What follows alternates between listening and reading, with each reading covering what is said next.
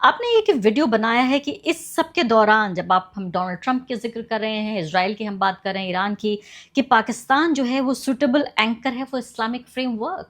तो क्या Islamic Nations की आप बात कर रहे हैं? और पाकिस्तान के बारे में तो पिछले दिनों खबरें ये छप रही थी कि वो इतने क्राइसिस में है कि बैलेंस नहीं कर पा रहा है। इधर जब हुतीज ने हमला किया सऊदी अरब के ऊपर, और अगर सऊदी अरब वापस हमला करता है ईरान के ऊपर, और ईरान यानी हुतीस का हमला माना जाएगा कि ईरान का हमला हो रहा है सऊदी अरब के ऊपर, तो पाकिस्तान तो इतने क्राइसिस के सिचुएशन में फंसा हुआ है, वो जो तराजू लेके बैठा है वो अक्सर ही हिला जा रहा है, तो वो ऐसे में कहाँ लीडर बन जाएगा? आप कह रहे हैं कौन से फ्रेमवर्क की बात कर रहे हैं? देखिए, मैं बात कर रहा हूँ आपसे बहुत सीधी कि जहाँ तक पाकिस्तान है, पाकिस्तान इकलौता मुल्क है जिसके पास ऐसी काबिलियत है कि वो एंकर हो सकता है इस्लामिक फ्रेमवर्क का। पहले तो इसका मतलब क्या है, इस्लामिक फ्रेमवर्क का मतलब ही क्या है, ये भी देखिए। जब अमेरिकन फोर्सेस जीसीसी कंट्रीज से हट जाती हैं, उनकी बेसेस हट जाती हैं, और वहाँ की जो जीसीसी कंट्रीज हैं लोकल ट्रेड करना शुरू कर दें विद लोकल करेंसी, ट्रेड अगर शुरू करें या युआन में करें, अगर वो ट्रेड कर लें, और उसके बाद जो लोकल मसले हैं वो लोकल तरीके से हल करे जाएं, ना कि by the help of outside pass, तो उसको हम बोलते हैं रीजनल फ्रेमवर्क, जिसकी अब्बास अरागची ऑलरेडी बात कर चुके हैं। अब ये रीजनल फ्रेमवर्क में क्या होगा अगर वहाँ से सिक्योरिटी हट जाती है? जैसे आप जानती हैं कि सऊदीज़ ने एक डिफेंस एग्रीमेंट करा पाकिस्तान के साथ, कतर भी बात कर रहा है वैसी एग्रीमेंट की, आज कुवैत भी वही बात कर रहा है वैसी एग्रीमेंट की। तो पाकिस्तान ही एक ऐसा मुल्क है जो रिप्लेस कर सकता है सिक्योरिटी को for the GCC countries once the American bases हट जाती है। वो क्यों? वो देखिए सुनिए, पाकिस्तान जो है इकलौता मुस्लिम कंट्री है जिसके पास न्यूक्लियर वेपन्स है। पाकिस्तान वो कंट्री है जिसकी डिप्लोमेटिक टाइज इजराइल के साथ है ही नहीं। पाकिस्तान वो कंट्री है जो ओआईसी की 57 कंट्रीज हैं, उनके वेस्ट एशिया में जो ओआईसी की कंट्रीज हैं सबके साथ रिश्ते अच्छे हैं।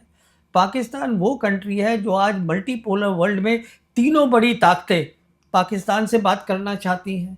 पाकिस्तान वो मुल्क है जिसकी जो कन्वेंशनल कैपेबिलिटीज़ है, जहाँ तक वेस्ट का ताल्लुक है, जहाँ तक वेस्ट एशिया का ताल्लुक है, अमेरिका का ताल्लुक है, दे आर क्रेडिबल, वो बहुत अच्छी हैं।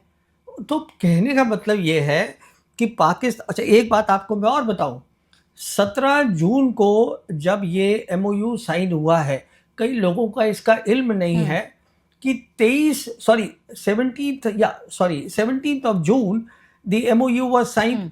23 जून को जो ईरान के प्रेसिडेंट है Pezeshkian, he made a visit to Islamabad. वहां पे उन्होंने कई बातें करी, बताया गया। मेरे हिसाब से सबसे इम्पॉर्टेंट बात ये हुई होगी कि देखिए अब जो है एमओयू साइन हो गया है, ये फाइनल डील में तब्दील होगा तो एक रीजनल फ्रेमवर्क बनेगा। उसके लिए हमें एक एंकर चाहिए। तो जहाँ तक पाकिस्तान का ताल्लुक है, इसीलिए 14 और 15 जुलाई को, जब 8 जुलाई को डोनाल्ड ट्रंप ने फिर से लड़ाई शुरू कर दी, 14 और 15 जुलाई को field marshal Asim Munir he paid a visit to Turkey. हाँ, वो भी हमें मालूम है, रिपोर्ट किया था वहां पर टर्की प्रेसिडेंट खुद उनको रिसीव भी किया। So they have discussed various, because they have. आपकी बात मैं समझ रही हूँ, आप जो जिस तरह से ये पूरा नक्शा आप खींच रहे हैं, अगर पाकिस्तान वाकई इतना अहम मुल्क है तो इस सबको वो अपनी एक इकोनॉमिक स्टेबिलिटी के लिए इस्तेमाल क्यों नहीं कर पाता? क्योंकि अभी भी देखिए, आप इस पूरे जंग के दौरान भी यूएई ने इस बात को लेकर धमकी दे दी कि हम पैसे आपसे वापस ले लेंगे जो हमने आपको लोन दिया है। सऊदी अरब और पाकिस्तान के बीच भी सारा का सारा कर्ज को लेकर ही पूरा ये मामला है कि किस तरह से जो पाकिस्तान है वो सऊदी की जो आर्मी है उसको ट्रेन भी करता है। इनके बीच डील भी इस तरह की हुई कि अगर एक पे हमला होता है तो दूसरे पे हमला माना जाएगा, जिसको काफ़ी मजबूत डील माना गया। और इसीलिए तो इतना परेशान है पाकिस्तान के, इधर तो उसको सऊदी अरब को संभालना है जिससे उसको पैसा मिलता है और जिसके साथ उसकी डील हुई है, और दूसरी तरफ डोनाल्ड ट्रंप, दोनों एक दूसरे के आमने सामने हैं। डोनाल्ड ट्रंप यानी इधर ईरान को संभाले तो सऊदी परेशान, सऊदी को संभाले तो इधर अमेरिका परेशान। इसको मैं सिंप्लीफाई कर देता हूँ, आपकी बात को मैं सिंपल टर्म्स में बता देता हूँ क्या है। देखिए, पाकिस्तान जो है आज उसके पास बहुत सारी इकोनॉमिक अपॉर्चुनिटीज़ हैं, फाइनेंशियल अपॉर्चुनिटीज़ हैं, बिकॉज आज वो एक बहुत अहम बन गया है regional player in West Asia. उसके पास जियोपॉलिटिकल अपॉर्चुनिटीज़ हैं, तीनों की तीनों बड़ी ताकतें उसके साथ हैं। एक सबसे बड़ी कमज़ोरी जो सिर्फ पाकिस्तान ही हल कर सकता है, वो उसकी गवर्नेंस है।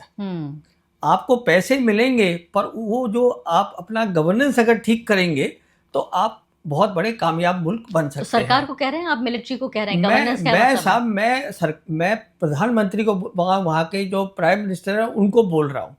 जहाँ तक आसिम मुनीर का सवाल है, he is doing a excellent job.